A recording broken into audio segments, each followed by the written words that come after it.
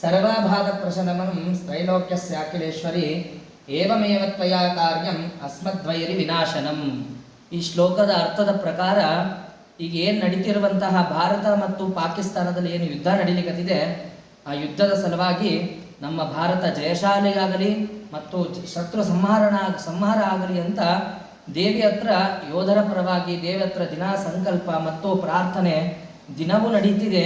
ಹಾಗೆ ನಮ್ಮ ಭಾರತಕ್ಕೆ ಜಯಶಾಲಿ ಸಿಗಲಿ, ಶತ್ರು ಸಂಹಾರ ಆಗಲಿ ಅಂತ ಹೇಳ್ತಾ ದೇವಿ ಹತ್ರ ಪ್ರಾರ್ಥನೆ ಮಾಡಿಕೊಂಡು ದೇವಿಗೆ ಮಂಗಳಾರತಿ ಮಾಡೋಣ.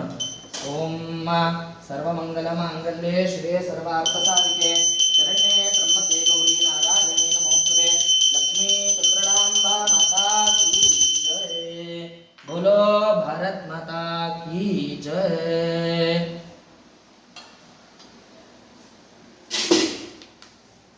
ತಾಜಾ ಸುದ್ದಿಗಳಿಗಾಗಿ ಶೇರ್ ಮಾಡಿ, ಸಬ್ಸ್ಕ್ರೈಬ್ ಮಾಡಿ, ಫಾಲೋ ಮಾಡಿ.